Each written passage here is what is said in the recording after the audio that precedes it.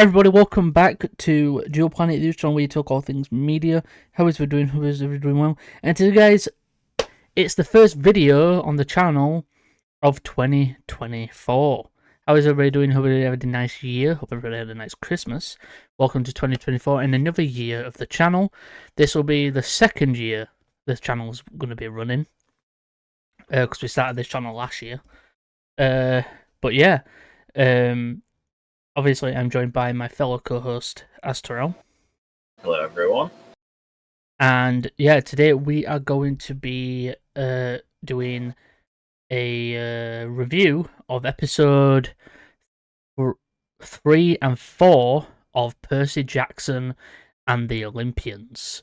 We already did the first two episodes because they came out together, but because of Christmas time, we didn't record videos, so that's why these two are together. But then probably for the last few episodes, for the last episodes, it'll just be one episode reviews. And then we also have Echo coming out soon, so we'll be reviewing Echo, which will be a season review because that's coming out all together. But yeah, a lot to review this year, Will. Indeed. Lots of interesting things will be coming out. House of the Dragon, Season 2, 3. I Boys, think they said summer. Did they say summer for that? Invincible Part 2. We don't review that, but that's something else to talk about. We are going to probably review the seasons. Yeah, lots of stuff to look forward to this year. This year. We've got The Boys. This update. Have we got Boys Season 4 this year? Season 4 should be this year. This year, yeah. Yeah, so a lot to look forward to.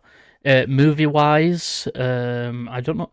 Actually, we don't even know what MCU stuff are coming out this year, if there's any. Other than Echo. There's a lot of shake-ups going on for the MCU. Yeah, if everybody doesn't know, Jonathan Majors was found guilty, so they don't know what they're doing. We don't even know if they're gonna recast Kang or they're gonna, I don't know, or they're gonna come up with a new villain. Which, if they did a new villain, I'm saying the Beyonder.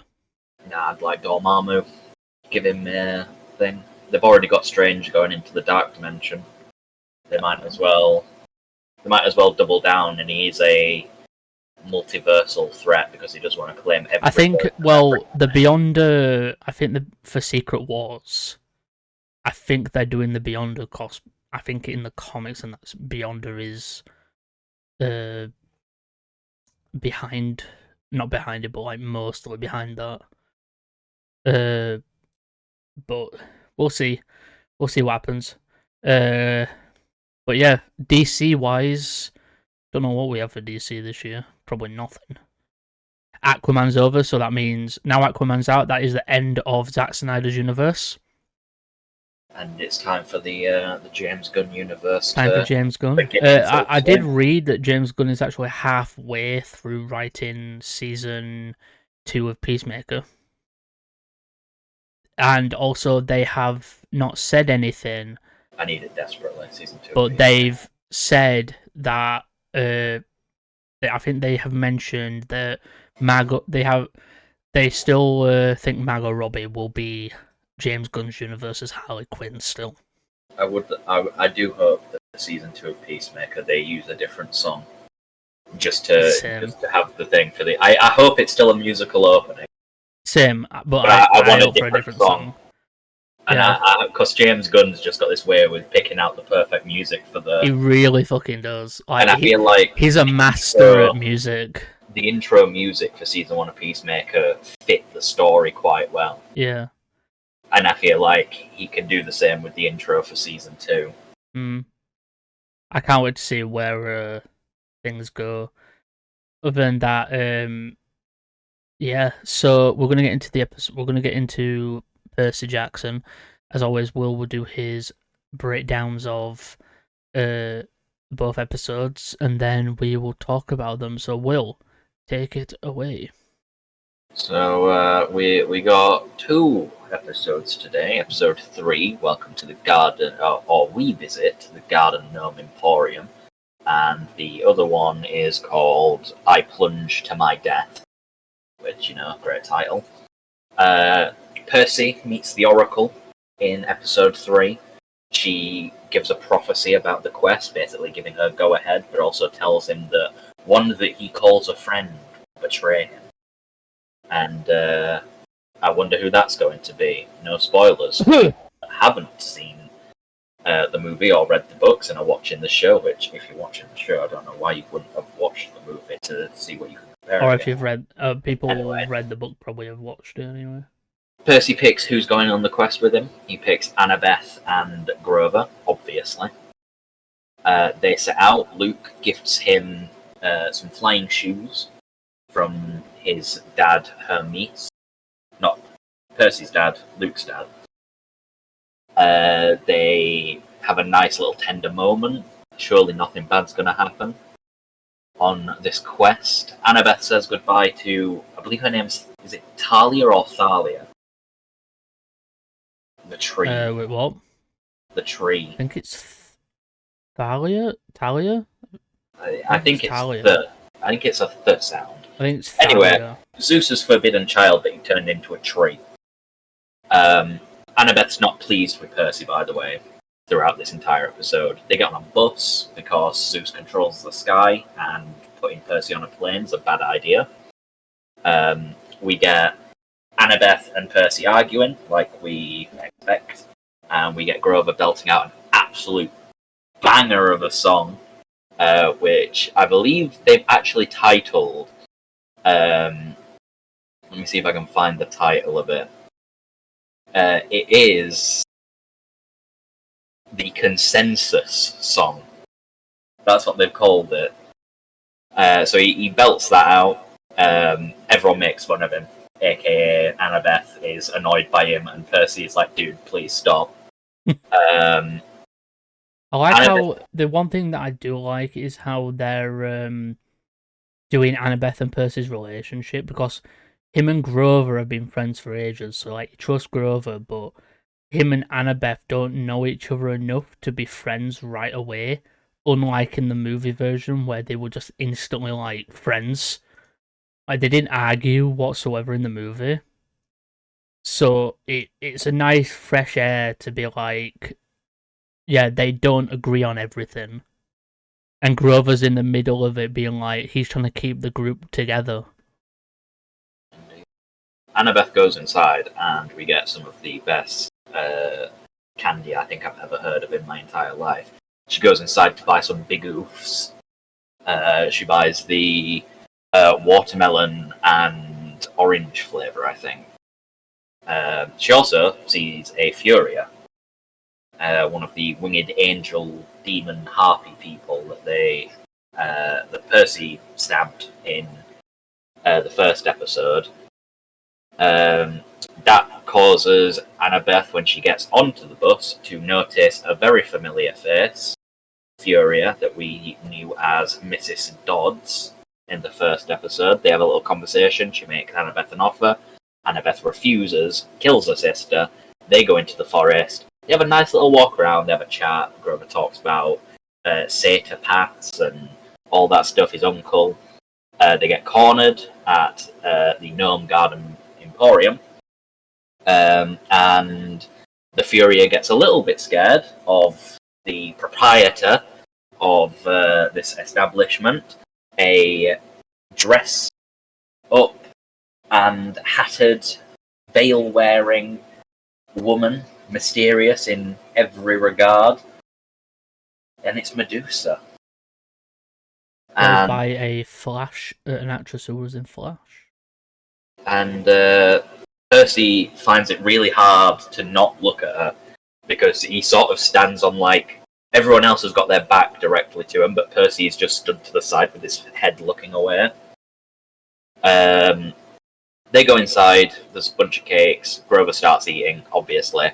Percy goes into the kitchen with Medusa after she basically talks about how she devoted her entire life to Athena, and then the second that she was shown affection by Athena's main rival, aka Poseidon, she was cursed by Athena, so that any mortal or any person that would look at her would never live to tell the tale. Percy gets an offer from Medusa. A lot of offers going around this episode. Gets an offer from Medusa that she'll turn basically Annabeth and Grover to stone so that they can't betray him. He runs off. They go into the basement. It's this big cavern with like ceremonial fires and a bunch of boxes and a bunch of statues of people. They hide. There's a bunch of dialogue. She basically does a little bit of a monologue, as villains do. Annabeth puts the hat on her head, points her out. Percy cuts head off, then uses that head to then turn the Furia to stone. And then, because I can't remember what the word they used to describe him, but he sends the head to Olympus because A, he thinks it's funny, and B, he isn't wrong. We also get to see her niece, which is a different thing from like movie-wise because they kept it. They kept it and they used it as a weapon. Yeah, they were in a motel and ended up a woman saw it as Grover was holding it. We also technically get to see Olympus for the first time in the form of a bright glowing light. For people who don't know, the gods actually moved in the books, so I'm guessing in the film as well, in the TV show. The reason why most the demigods in these days and the gods are in America is because times changed, so they moved from Greece to America. But that's why the demigods could only read in Greek. So they obviously, don't know what I'm saying. Basically they moved from Greece to America, and the Empire State Building, I think it is where they put the entrance to Olympus. Yes, and that would actually conclude episode 3, with Hermes going and taking the box with Medusa's head to Olympus. Episode 4 opens with Percy in a pool, young Percy in a pool with his mum, basically getting a lesson in how to swim because it could save his life one day. Unironically, it will save his life today. But Percy gets one of the visions that we saw in earlier episodes where he's in a desert with a figure walking towards him. And I'm going to go out on a limb here and say that the desert is an old Earth ocean that has dried up, and the figure we see walking towards him, given that it's shrouded in darkness and mystery, I'm going to say that that's actually Poseidon. What, that? I'm going to say that figure is a personification of Poseidon in Percy's mind. Well, that's how he sees his father. That is how he basically as this cloaked evil figure. Because we don't know what the demigods see when they speak to their parents. Like, Annabeth speaks to Athena in this episode, she hears Athena in this episode, and she sort of spaces out as Percy does. So I assume that it's sort of like a hallucination sort of thing. I could be wrong. It could be a completely different character. We'll find out. I was like my brain just instantly went to it being like the ferryman or something to do with Hades. It could be Hades as well.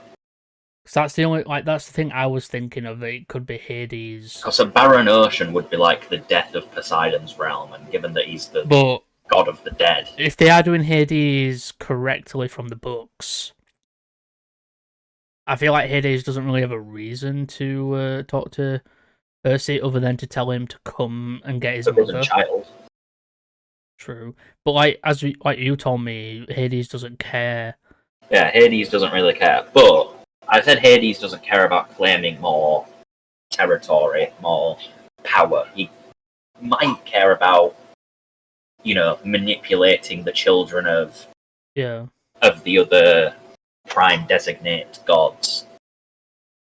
Percy wakes up on a train. They go get breakfast. While they're getting breakfast, something smashes into the side of the train. They see Centaur roaming. It's all great and good. They go back to their cabin. They see it destroyed with the police. They get arrested because Annabeth can't keep her mouth shut. The woman that has basically tattled on the kids for destroying the cabin walks up. They have a very creepy discussion. She sends the police away. She sets her carrier down. She's revealed to be the mother of monsters. You know, just standard Saturday night stuff for Percy Jackson.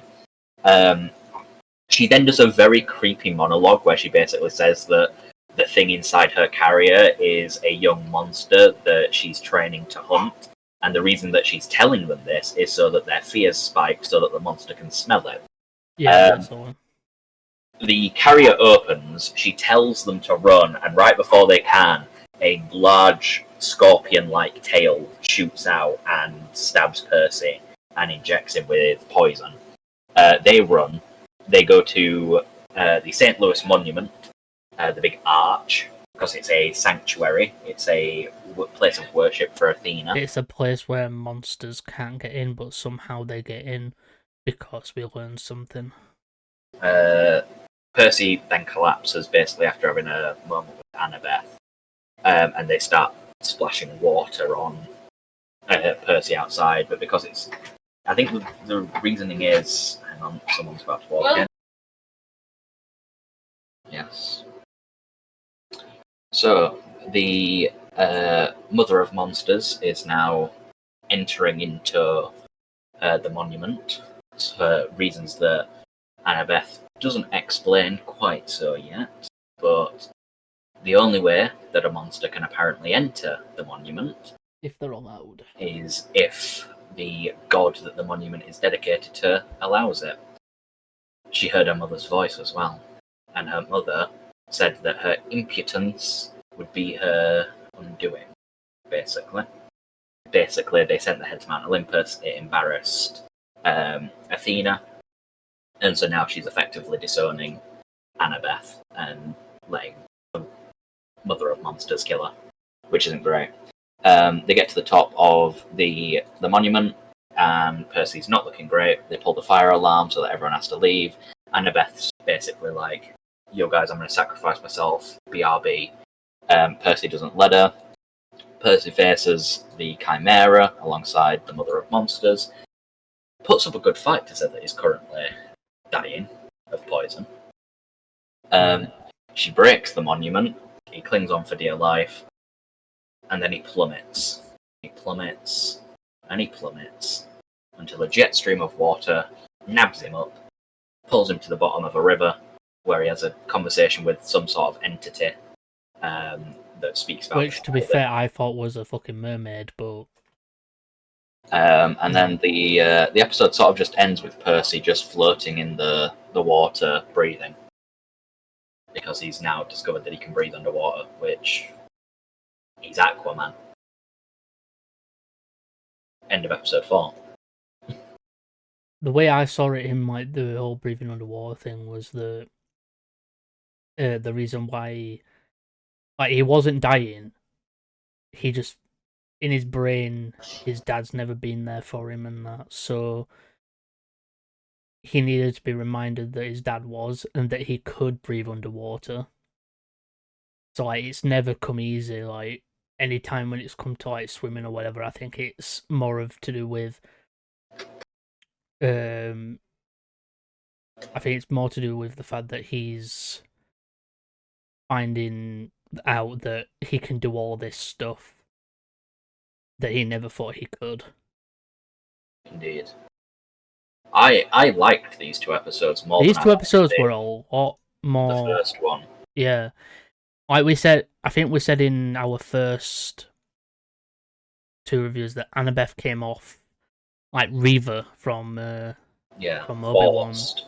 Yeah, like she was forced to be that way. But like in these, I feel like the actress is now like fully showing us who Annabeth is. In an interview, she did say that for the first few like weeks of being Annabeth. Like the first 2 episodes sort of scene prep work. She said that she was sort of standoffish with everyone because she didn't know how to like portray the character. But as time went on, she said that, and obviously Walker herself and the actor that plays Grover got to know each other better. They became closer friends. That bond sort of naturally translates to the characters as well, which I think is good because them not really knowing each other at the start when they're it's filming, better than the movie because it lets the characters also have that sort of unfamiliarity. Whereas now we're in episode 4, they've probably been filming for a couple of months. They know each other, and they're sort of getting to that friendship stage, which I feel think like is very good. when it came to the movie, it was too quick. Well, Obviously, think because that it's it's a movie and it's hours long. It's the same length Yeah, as like episode 2. Like you do 2 episodes of this, and it's the same length as the entire film. but like they didn't argue or anything like that. But in this, it's like Annabeth and Percy were constantly like getting messages and being told stuff by people and not telling each other it. They didn't fully trust one another. But Annabeth has come out with just like he's feeling. I think he's getting to trust her more now than he did beforehand. And I'd like to point out the fact that Walker Showbill still somehow manages to deliver every line like he's auditioning to be Ryan Reynolds' body double. I feel like the fucking kid legit just. The scene. I just think of that's who, to me, the kid legit is Ryan Reynolds if he was a kid. The scene in episode 3 after they've cut Medusa's head off and used it to kill the Furia, where they're going to mail it to Olympus, and she goes, that's like impetus, and he goes, but I am impotent. And he's he's so self-aware. Yeah, I remember. He's ridiculous. Because I remember when we when the Adam Project came out. I remember watching it, and I was there watching. I remember watching it when it came out, and I just, as soon as the kid started like saying stuff, being like sarcastic and that, like Ryan Reynolds is, I was sat there like, is this kid the son of Ryan Reynolds, or is he just a reincarnation of him somehow? I was like, anytime that, firstly, looking at him, I feel like if he got rid of the haircut that he's got, I feel like he could pull off like a Ryan Reynolds style look. It's quite polarizing because I want more of him. I think the kid really needs to be more. I think the kid could pull off some good video game acting as well. Yeah. Which I'm seeing a lot more actors delve into as video games. It seems that that's happening now. That a lot, like live action actors. It tends to be older actors, though. Yeah, like a lot of older actors. Idris Elba for Cyberpunk. I imagine what's happening there is Idris Elba's getting quite old. Same way like J.K. Simmons, he's doing a lot more animation work than labour-intensive acting. With Idris Elba... Have you seen J.K. Simmons, though? He's fucking built. Oh, yeah. And I've seen images of him after he's been in fucking... after he's been in, like, gym and that. Man's built for his age. When you get a good actor, not every actor that goes into video game acting is good. But when you get a good actor that goes in, like Idris Elba for Cyberpunk, I've not yet seen it. I'm currently playing through the game for the first time. Apparently his performance is very captivating. I've heard a couple of dialogue scenes from YouTube videos, and he sounds very good. And I think the problem you get when you bring an actor into video game acting is they have to rely more on what their voice can do than what their body or expression can do. I think And J.K. Simmons, like, first time he did voice acting was in the tie-in games for Spider-Man. Yeah.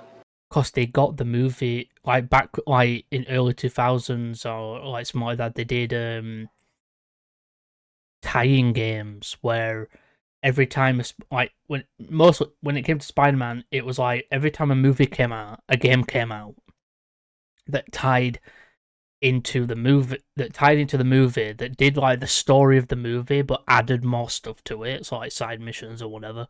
So, like, in Spider-Man 2, they had a side mission with Mysterio, which I still to this day find funny because it had a build up to a massive boss fight in a convenience store. You punch him once and he's down. But I think, that's back when they did that, and I think J.K. Simmons, like, that's the first time he did it, and I think it came natural because he did really well at doing voice acting. I just think he's really good at it.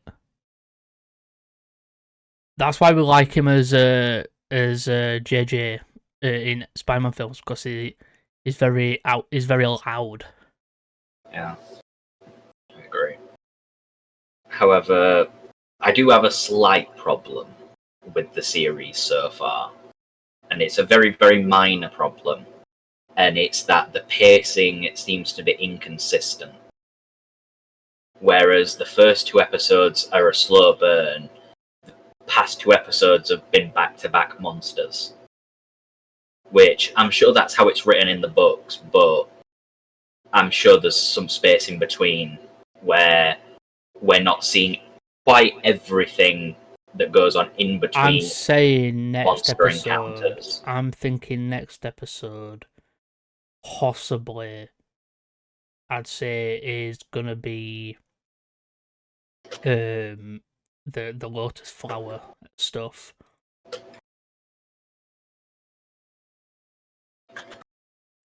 Hang on, I'm just looking. So if it comes to, if I'm right with the lotus flower stuff, they're there for like weeks. Yeah, it's got 4 more episodes. 4 more. So yeah, we've still got Ares to meet. We know next episode they're going to an amusement park from the trailer. They're going to an amusement park, Waterland or something. They've got Ares to meet. They've got the Lotus Club to go to, which is actually where Hermes is, because as we know from the trailer of the show, Hermes is in a club, and I'm guessing it's the also, Lotus Club. 12-year-olds going to a Lotus Club. Let's be honest, it's going to look a little bit. It's funny though, because in the movie, they're supposed to be that age. Yeah, they're supposed to be a lot younger than they actually looked. It's crazy. And I think, yeah, they're going to go into the club for one. Then they're going to, and then we've still got to go to Olympus. I'm going to say we've got Lance Reddick that has got his... We've only met one god. It's his last in-person appearance, I believe. Yeah, it's like his last performance. I think it's his last performance, in person. Yeah, because he's still got voice lines in games. I think there's voice lines that he's got recorded for some Horizon stuff, and there's also voice lines for Destiny 2. Yeah. Commander Zavala. So it will be very nice to see him one last time. I think he was a good choice for Zeus. And his as well. presence on screen, I can't wait to... I can't wait, because we know from one of the trailers that Percy does speak with Poseidon at Olympus. Which means that... It's funny to see as well, because the gods dress differently. Yeah. They don't dress in, like in the movie, they dressed in armor. They were all dressed in like armor, but in the trailer for the show, they're dressed in clothing, in normal clothing. It's funny to see because from the trailer, Zeus is in a suit, so he's like serious. So like we get to see Lance Reddick in a full-on suit, being Zeus, and then Poseidon's just wearing like beach clothing, which obviously makes sense for him, but he's just wearing beach clothing. So it's like each god wears modern clothing, but to do with what's their job. Yeah. I had to answer a phone call while you were doing that little monologue. But yeah, they're just doing their job, and it made sense. And I can't wait to see what happens in the next few episodes. The one thing I can't wait for, because I know that the actor who plays Percy has done sword fighting, like training from behind the scenes. I've seen him actually do proper sword fights. So it's like we are going to get him doing proper sword fighting skills. So I can't wait to see where that's going to be. And I can't wait to see him fight Luke. And I can't wait to see the interactions with... I can't wait to see what the interactions are going to be like with... between the gods. Like Ares, I can't wait to see where that goes. Same. I'm a massive fan of every mythology that exists. And when I say every mythology, I don't like every mythology. I don't mean like just a casual fan. I mean like I love like Egyptian, Norse, Japanese, same, Chinese. Obviously, I like all mythologies, but there are some I like more than others. Yeah, well, I like certain ones more than others. I'm a massive fan of like Arthurian legend. Yeah, and a massive fan of some of the Japanese legends that are out there. I think I'd say to my top three, it in no order is Norse, Greek, and Japanese. Yeah. Because I feel like there's a lot of mythologies out there, and they're all got their own thing. So it's like cool to have a mythology like with Percy Jackson being like one of my favorites, like which is Greek. So it's like, cause I think in Greek mythology, it's cool to see that the gods aren't perfect, like a lot of gods are portrayed to be. I mean, most mythologies actually have,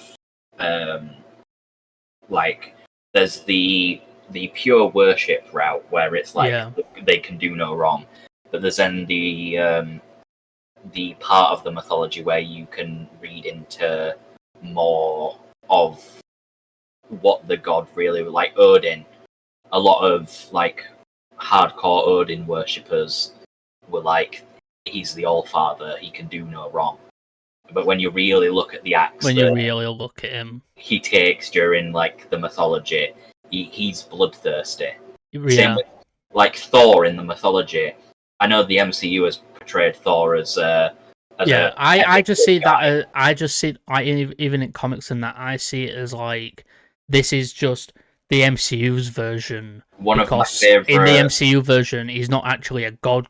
He is just an alien that lives one forever. Of my favorite parts of Thor's mythology is he's the giant that he kills, and he doesn't use the hammer. He doesn't use Mjolnir. He uses his bare hands, and he shatters the giant's skull. And in Norse mythology, he's not buff either. In Norse mythology, I mean, if you went to 6 banquets a week and drank ale like it's milk, I'm pretty sure you two would put a couple of bubbly pounds on. Yeah, he's like this strong character, and he's not even built. He is. I am looking forward to the ultimate confrontation in Percy Jackson, however, because if it's anything like it is described in the books, or it has got the cinematicness of the movie, it's going to look real good, especially considering when did the movie come out? Like 2000s, like 2010. Oh, the movie version. CGI's come a long way, just to show the. I'd say the CGI in the movies weren't that bad. Think of how it good wasn't good now with Disney behind it. Yeah, first one came out in 2010, and then second one came out in 2013.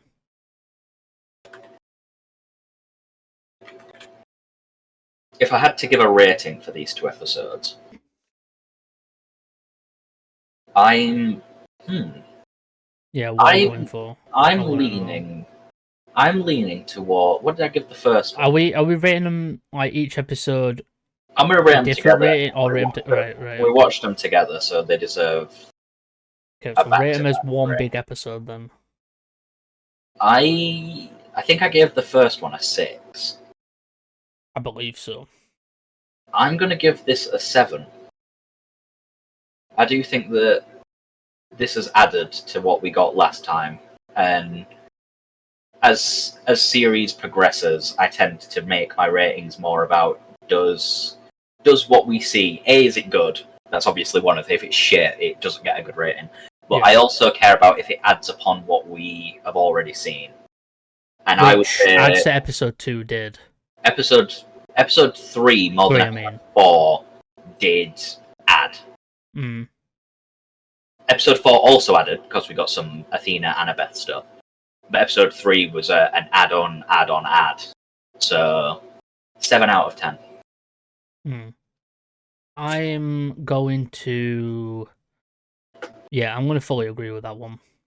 I do agree. I think episode 4 did add the thing on of him falling out of the thing from the book, so we know how he got into the water.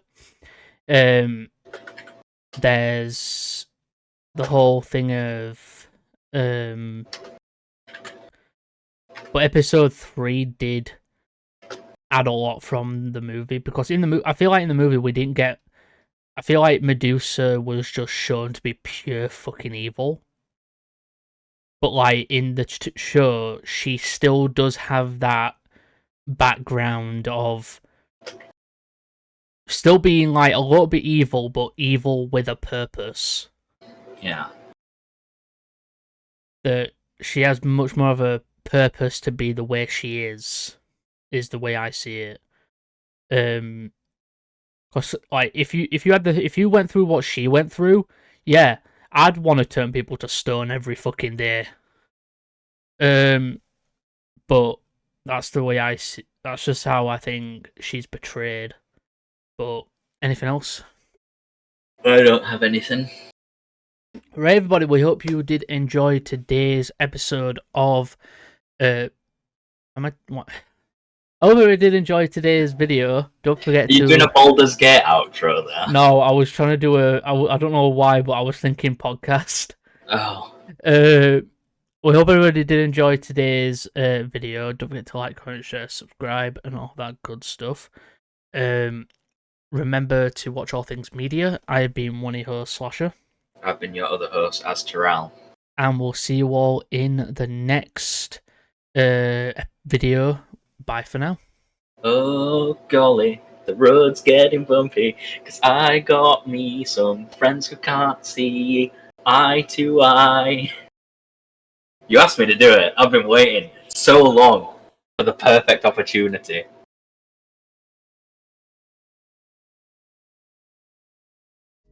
Bye. Everybody. Forget 1,000 things every day, pal. Make sure this is one of them. Server etiquette!